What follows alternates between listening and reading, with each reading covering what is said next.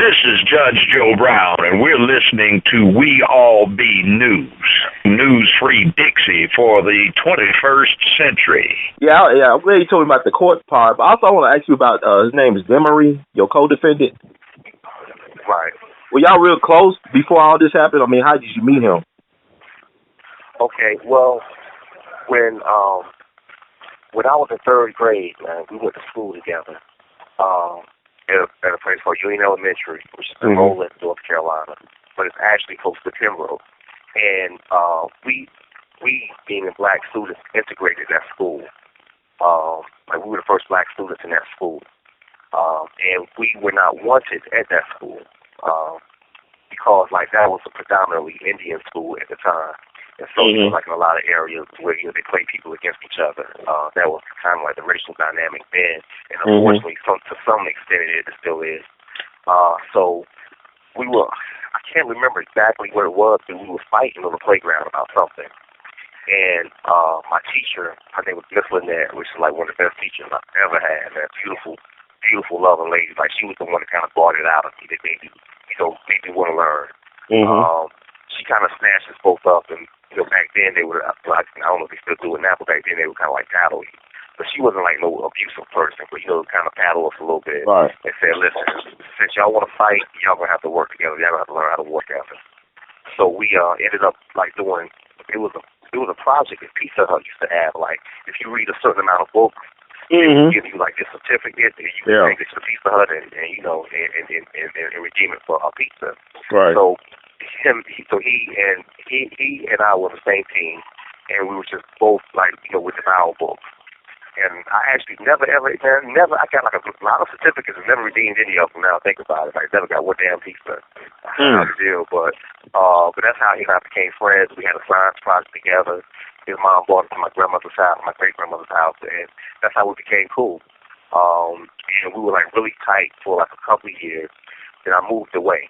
And when I ended up moving back, and by the time I saw him again, it was really like around middle school. I came back down from Philadelphia. Like we would go back and forth between Robinson County and Philadelphia.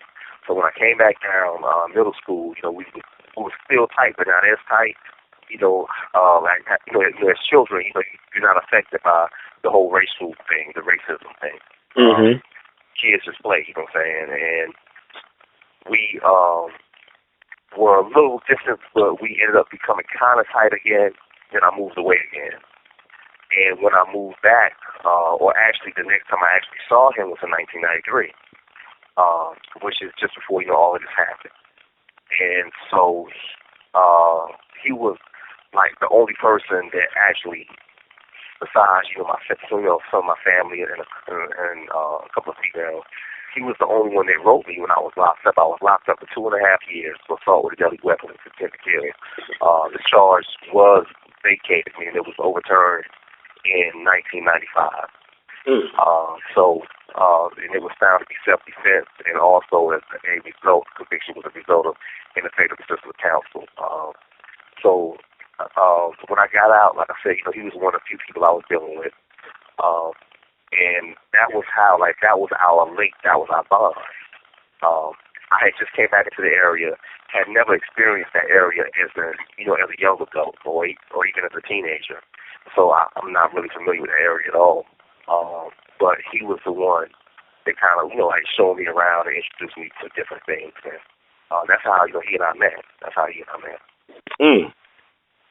And so is he like a Lumbee Indian or Native American? Yes, he is. Yeah, he's Lumbee Indian. He's Lumbee Indian. Lumbee is a tribe. They don't have federal recognition, but hopefully, we're hoping that they will get it soon. Because it's definitely a tribe. They definitely have a distinct culture. But what happened was, I guess back in the day, there's a lot of Lumbees that have like a lot of mixed blood. There's a lot of white blood, a lot of black blood. Some people say that they actually kind of came over here from Asia, maybe through Egypt. I think that I've seen proof of that. But from my understanding, that they're one of the tribes that migrated down here from up north. And just kind of stayed down here. So they're definitely extinct people. shout out to Lumpy, that's my people, you know what I'm saying? And, you know, and they definitely deserve federal recognition. So when was the last time you spoke to DeMEry or had contact with him through letters or anything? Man, I haven't. I mean, I have not since our arrest. You know, when I was in county jail, both of us in county jail, I would see him. You know, was definitely, you know, just, you know, blown away when I found out. When my attorney, that was one of our issues. My attorney told me, was like, yo, man, this guy saying that you did it, that, you know, he was allowed. And I was like, I couldn't even believe that. I couldn't believe it. And you know, eventually I found out that that was true. But I also found out later, years later, actually, like the last 6 or 7 years, that the reason why he did that is because basically it's called prisoner's dilemma. That's like a game theory thing, where what they do is you take two people, you put them in two separate rooms, right? And you try to get one to point the finger at the other. And you basically what it boils down to is that, say for instance, if you both of you point the finger at each other, you may get 40 years, for example. If neither of you point the finger, you get nothing. You get no time at all. If one of you point the finger, you may get 5 years. So according to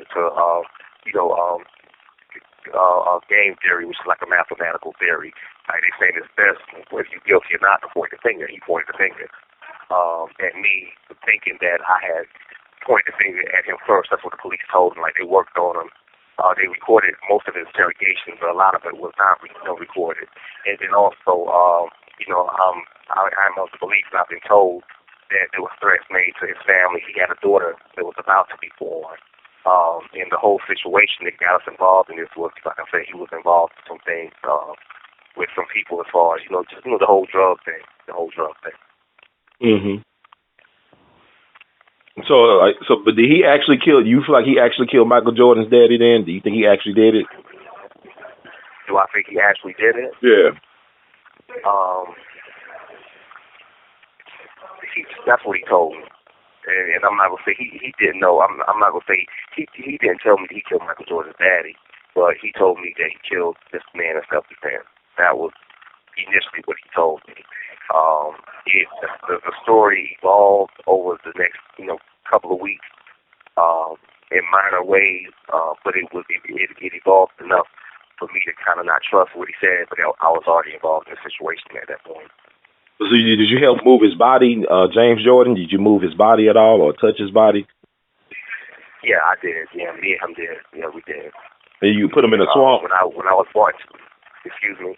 Y'all dumped his body in a swamp, or did you move it somewhere else?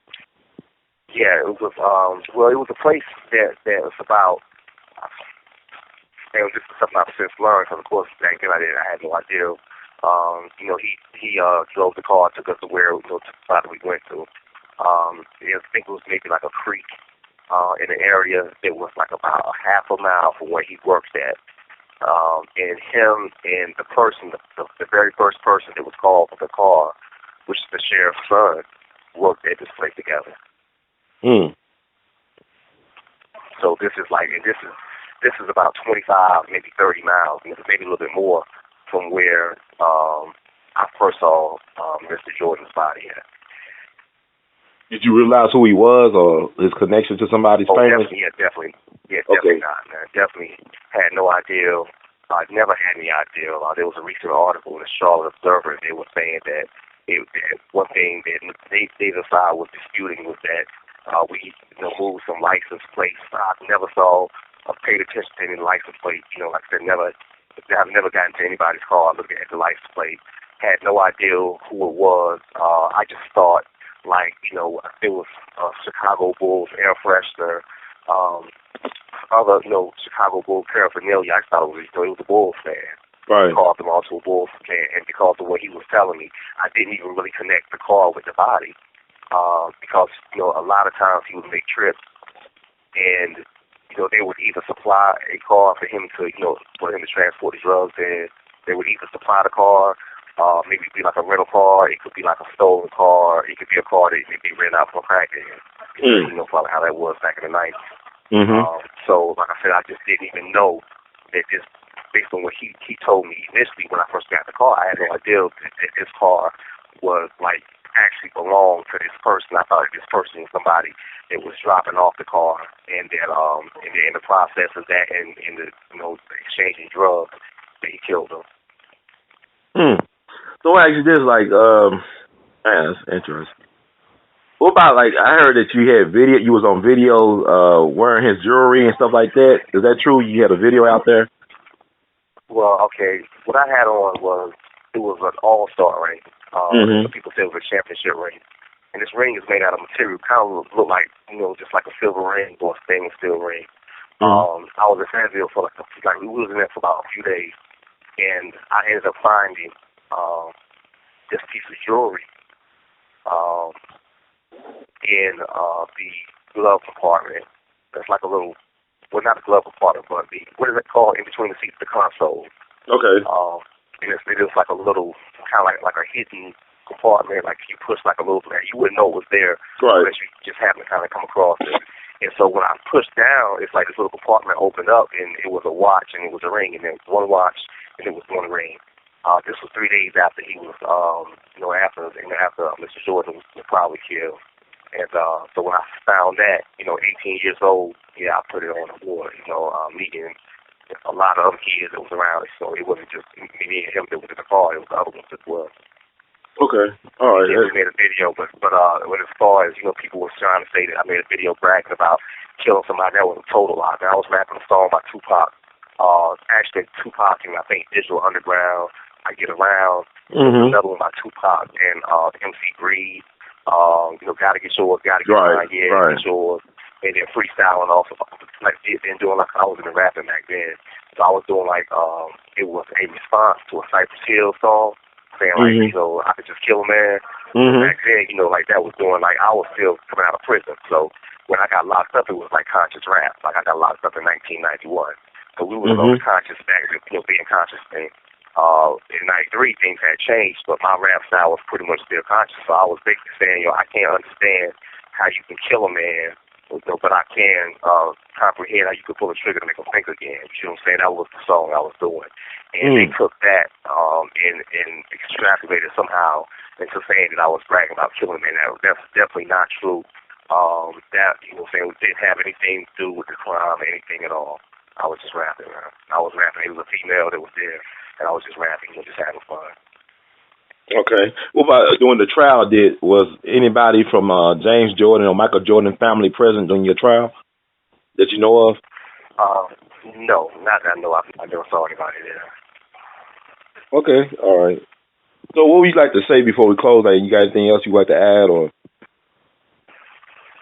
No, I mean, like I said, man, I just appreciate the opportunity to at least speak about it. Long ago, what people don't know, man, it's like right after I got locked up, what I just told you, I wrote a letter to a family friend of the Jordans, and explained the same thing to them, because I felt like it was important to take credit, take responsibility for what I did, and to also, defend myself for what I didn't do. And I just think that, that in order for you to bring about some type of change, you have to be honest about what type of mistakes you made and why. And hopefully we'll get a chance to go into the why at some time. Well, we definitely will, man. I want to thank you, Brother Daniel, for your help and for you being honest about the situation and sharing your story. I appreciate it.